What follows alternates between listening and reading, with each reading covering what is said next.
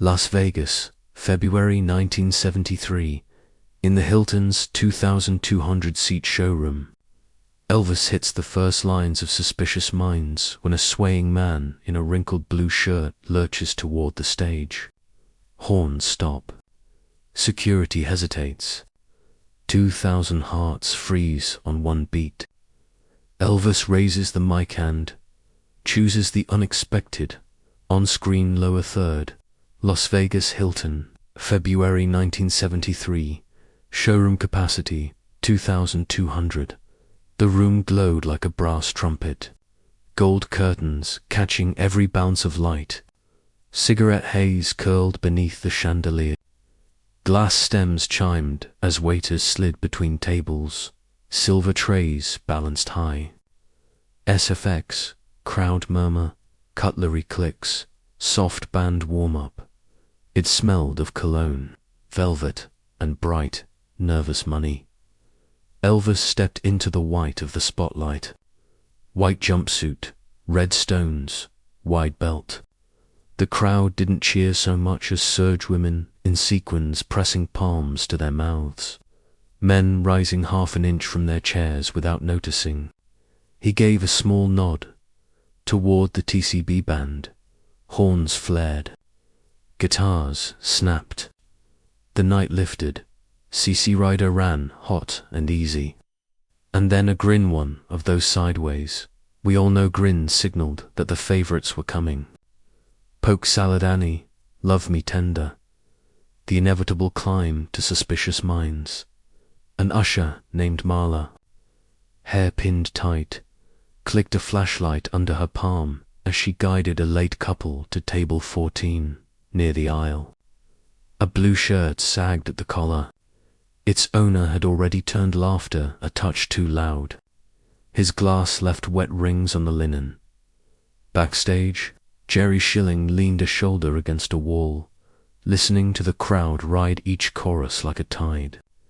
B-roll cue, quick cut to backstage angle. Jerry half-lit, a grin. Out front, the Hilton fell tuned. The whole room held on one thin line between delight and frenzy. That's the wire Elvis walked best. He leaned into the mic and lowered the room with him. Thank you very much. A ripple of laughter. A shared breath. Then brass again, a shimmer from the strings. The set was paced like a card trick flash. Pause. Reveal everyone in on it. Everyone surprised anyway. 2 tables from the back. A chair scraped, just a scratch on the lacquer of sound. No one turned. Not yet. Have you ever felt a crowd become one body thousands, thinking the same thought without a word? Tonight it thought, we are in the room where it happens. Where were you the last time a single voice quieted 2,000 people at once? A waitress named Alma steadied a tray stacked with whiskey sours as the blue-shirted man waved for another. His smile was loose, unmoored, the kind that said he loved this show so much he might try to join it. Alma shot a glance to Marla, who lifted her chin toward security, a pair of jackets posted along the back wall. Not yet, not yet. Elvis pivoted at center, knees dipping, hair catching the light. SFX, mic cable, flick, quick reverb. He looked left, looked right. He could feel it. The current humming under the carpet. Bands learn to ride the current. Legends learn to steer it. He thinned the distance between stage and tables with a small gesture palm open as if to say, we're all in this together. The Hilton sighed as one dot. Then came the first bars that always lifted people out of themselves. We're caught in a trap. The line moved like a tide through the showroom. Couples swayed. Glasses lifted for toasts to no one in particular. The blue shirt stood. It wasn't dramatic at first. A slow shove from the chair. A wobble that knocked an empty glass on its side. Alma reached to catch it and missed. The man blinked hard, fixed his eyes on the stage, and began to move. 1, 2, 3 steps along the aisle. A hand brushed a stranger's shoulder and didn't apologize. Heads started to turn, one cluster, then the next, like dominoes curving around the room. The band, mid-groove, felt the shift before they saw it. A horn lagged half a beat. A guitar clipped shorter to listen. SFX, band thins, room sound swells. Elvis didn't stop singing yet. He watched. The blue shirt swayed, then pointed, as if he'd spotted a friend across a crowded bar. Have you ever watched a single person tilt a whole room like a finger on the edge of a glass, finding the note? If you were on that stage, would you let security end it, or hold the moment in your hand to see what it might become? Marla raised her flashlight beam just enough to catch the eye of a security jacket. The jacket nodded and took a step. The crowd's thrill dulled into a question. The Hilton paused on its next breath. Elvis took 1, 2. The arena went dead silent. The silence did not last long. A murmur spread like a breeze across the tables, glasses clinking nervously as fans turned to see the man in the wrinkled blue shirt making his way toward the stage. He wasn't rushing, but his unsteady gait pulled every eye. The orchestra's strings faltered, a horn missed its cue. And for the first time that night, the Hilton showroom felt uncertain.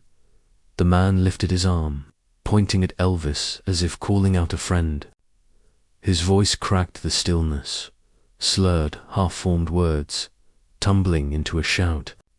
Nobody understood the sentence, but everyone understood the intrusion. 2,000 people froze in their seats, and the energy that had been joy only moments earlier twisted into tension. Security shifted closer, to jackets moving up the aisle. Their faces were tight, waiting for Elvis to give a signal. But Elvis did not wave them on. He stood motionless, microphone resting against his lip, one eyebrow lifting ever so slightly. The crowd leaned forward. They were not just spectators anymore. They were witnesses to a moment teetering between collapse and legend. Have you ever been in a room where one small act suddenly outweighed the music, the lights, the planning of an entire evening? Would you have wanted it ended quickly, or would you have waited to see if something else might happen? The man stumbled again, catching himself on the corner of a chair.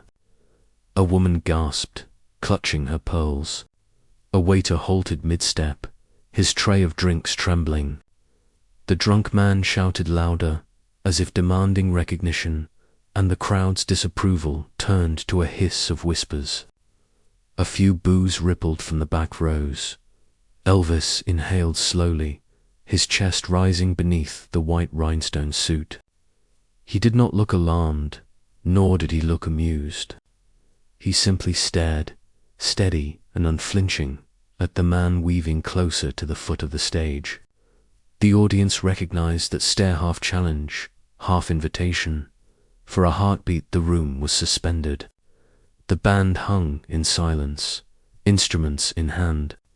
Security waited, eyes locked on their star. The crowd clutched programs tighter, wondering if they would watch disaster unfold before them. Then Elvis lowered the microphone from his lips, but did not speak. He let the silence stretch until the air itself seemed to tighten. The man wobbled again, words tumbling into nonsense. He reached the edge of the stage.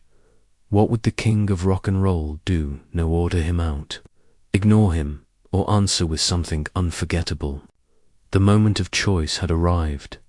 The Hilton showroom was no longer a concert hall. It had become a stage for suspense. The man in the blue shirt swayed at the lip of the stage, his finger jabbing toward Elvis as though he were making an accusation no one could decipher. His words slurred into fragments, half curses, half praise, and each broken syllable echoed louder than the orchestra ever could. Security guards hovered just steps behind him, poised to act. Their hands twitched at their belts, their weight leaning forward, waiting only for Elvis to nod. One sharp signal and the drunk would be gone, dragged back through the aisles into the night. But the nod never came. Elvis simply stood, tall under the white glow, microphone tilted just below his mouth. The crowd could hardly breathe. 2,000 fans sat bound together in the same question. Was this man dangerous or just drunk? The uncertainty was its own kind of menace.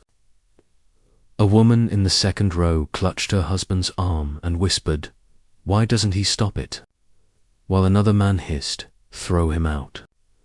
Their voices fed the collective tension at the back. Jerry Schilling leaned forward from his spot against the wall, his jaw tight. He knew Elvis well enough to sense what was happening. The singer wasn't paralyzed by fear, he was measuring the room. Elvis never let a moment control him. He calculated, waited, then decided when to strike. But the crowd did not know that. To them, each second of silence deepened the sense that the night could shatter. The band, instruments still in hand, looked to Elvis for a cue.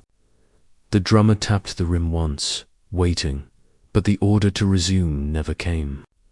The music hung unfinished, like a sentence without its last word. Have you ever felt the mood of an entire room shift from celebration to confrontation in an instant? Can joy so easily turn into one is armed, then back again? The man's shouting grew harsher, his fingers stabbing at the stage lights. The audience hissed back, a wave of boos swelling across the rear rows. But others leaned forward with curiosity, unwilling to look away, sensing that they were on the edge of something unforgettable. The clash was clear. Security wanted order. The crowd wanted resolution, and Elvis alone held the balance. In those seconds, the stakes stretched beyond one drunken interruption. This was about whether the king could hold his kingdom, about whether a single voice could be louder than the music itself. The tension thickened. A glass tipped and shattered near table 22, the crack ringing through the silence like a gunshot. Heads whipped around, and the room braced for chaos. But Elvis did not flinch. He kept his gaze steady on the drunk, his face unreadable, his hand brushing the microphone as though testing its weight. The crowd teetered on a knife's edge. Would they see their hero break stride, or would they see him do what no one else could, turn disruption into legend? The stakes grew with every second Elvis stayed silent. The drunk man staggered one last step forward, shoes scraping the edge of the stage. Security braced. The crowd hissed. 2,000 people seemed to lean in at once, waiting for Elvis to give the order. Then, without warning, Sev raised the microphone to his lips. His voice cut through the silence. "Son," he said, with a smile that glimmered beneath the spotlights, "you've had more to drink tonight than I've had in my whole life." The words snapped the room like a whip. Laughter burst from the front rows, rolling backward in waves. The tension cracked. The Hilton shook with release. Elvis did not stop there. He tilted his head, squinting at the man as if examining him under a magnifying glass. "If you're gonna sing," he added, pausing for effect, "at least try and sing in the right key." The audience erupted. Applause thundered. The band struck a playful chord, joining the joke. Short sentences, quick rhythm. Elvis knew the timing like a boxer knows the ring. The drunk, caught in the spotlight's glare, blinked at the laughter surrounding him. His raised finger faltered. His words stuttered into nothing. The energy had flipped completely. Have you ever seen a single line turn fear into joy, or watched thousands of strangers laugh in the same instant? Would you have thought compassion could arrive disguised as humor? Elvis turned to the band, gave a quick nod, and they snapped back into suspicious minds. Horns blared, drums pounded, and the crowd roared approval. The man swayed back, half pushed by the wave of noise, half softened by it. Instead of being humiliated, he was absorbed into the show. Elvis didn't shame him, didn't order his removal. He used wit, warmth, and perfect timing to remind everyone who commanded the stage. The audience clapped along, some even pointing playfully at the drunk as if he had become part of the act. In less than 10 seconds, chaos had turned to catharsis. What was meant as disruption became the night's defining moment. The Hilton showroom pulsed with new energy, laughter still echoing in the chandeliers. The drunk man, who only moments earlier had threatened to derail the night, now seemed oddly small under the vast glow of the stage. Security hovered close, but Elvis lifted his hand, a calm, clear gesture. The guards froze in place. He wasn't finished. Instead of anger, Elvis leaned into humor. Between verses he quipped, "Don't worry, folks.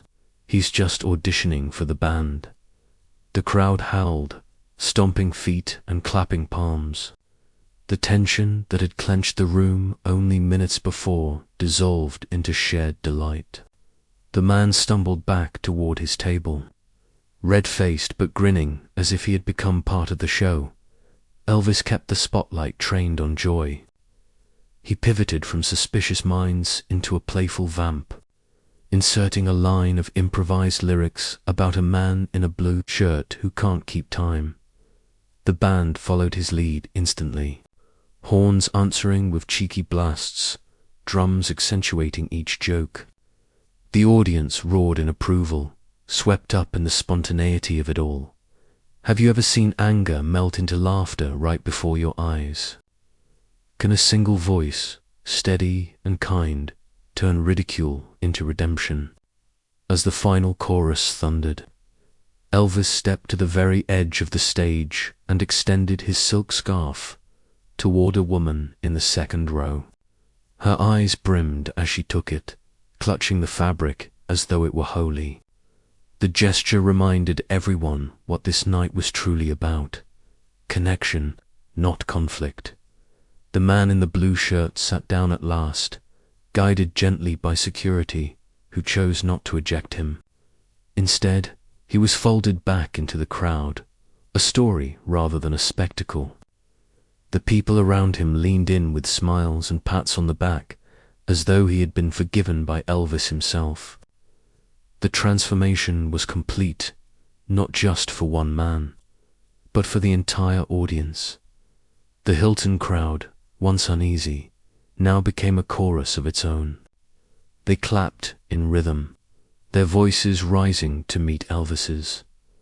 2,000 strangers found themselves bound together, not by fear of disruption, but by relief and gratitude. It felt less like a concert and more like a congregation. For the next number, Elvis slowed things down. "Love Me" tender drifted from the stage, his voice warm and steady. Couples leaned together, the earlier chaos already dissolving into something almost tender. Even the man in the blue shirt bowed his head, swaying quietly with the melody. It was no accident. Elvis had steered the entire arc. Disruption, release, then communion. This wasn't just performance. It was mastery of mood, the ability to reshape raw human emotion into music and memory. By the time the last notes faded, the audience was standing, applause echoing like thunder in the Hilton's gilded walls. What had begun as near ruin had become something legendary. The drunk man's outburst was no longer an embarrassment, it was a thread in the larger tapestry of an unforgettable night. The transformation was complete. In the days that followed, the Hilton buzzed with stories of the drunk man and Elvis's comeback. Tourists who hadn't been there swore they had, retelling the moment as if it were their own memory. Hotel staff whispered about it in break rooms. The event had instantly slipped into legend. Bootleggers, always lurking with hidden recorders, captured muffled fragments of the exchange. On one tape, you could just barely make out the pause, the crowd's intake of breath, then the laughter that erupted after Elvis's sharp line. Those scratchy cassettes passed from hand to hand like contraband treasure, each copy cementing the story further. Local papers picked it up. The Vegas Sun ran a short column. Elvis diffused a heckler with grace and humor. The king doesn't just sing, he conducts humanity. That single sentence summed up what everyone who had been there felt but couldn't quite articulate. Elvis wasn't just a performer. He was a force that could bend disruption into harmony. Jerry Schilling would later recall the night to friends backstage, saying Elvis had that look in his eye. He wasn't rattled. He was ready. He knew exactly when to strike. His words became another layer of evidence, another brick in the story's foundation. Artifacts surfaced. A fan in the second row kept the silk scarf Elvis handed out that night, storing it carefully in a cedar box. Decades later, she donated it to the Graceland Archive, where a small plaque beneath the display still reads, Las Vegas Hilton, February 1973. Crowd estimate, 2,200. Visitors who stop to read it find themselves pulled back into that night. Whether they were there or not, have you ever noticed how one small moment can outlive the songs, the set lists, even the year itself? Why do certain stories echo long after the music stops? By the mid-1970s, the tale of Elvis and the drunk man had spread far beyond Nevada. Fans retold it in letters, in fan club meetings, in living rooms where cassettes hissed and popped. Each retelling stretched the moment into something larger than life. But the core remained true. Elvis turned interruption into legend, for many who had been there. The show wasn't remembered for its flawless renditions of classics. It was remembered for that pause, that line, that laughter. The ripples had carried outward, and they would not fade. The story became part of the king's folklore. The night at the Hilton could have ended in chaos. A drunk man's outburst might have left bitterness, broken rhythm, and disappointment in its wake. Instead, Elvis chose a different path, with humor, composure, and compassion. He transformed a disruption into a memory cherished for decades. It is easy to meet anger with anger, or embarrassment with punishment. But Elvis showed that control is not always about force, it is about grace. In a single moment, he reminded thousands that laughter can be stronger than hostility, and kindness can outshine disorder. Have you ever faced a moment where someone else's disruption threatened your peace? What if the answer wasn't confrontation, but compassion disguised as strength? The Hilton crowd left that night telling the same story, not of a ruined concert, but of a legend who turned a stumble into harmony. Years later, when fans recall that evening, they don't speak first of the set list. They speak of the comeback, how one calm voice lifted 2,000 others. That is why, even now, that single reply is remembered as legendary stories. Like this remind us that strength isn't always about power, it's about grace under pressure. If this moment moved you, share it with someone who values kindness over conflict. And tell us in the comments, when have you seen composure change everything? Your story might inspire the next viewer.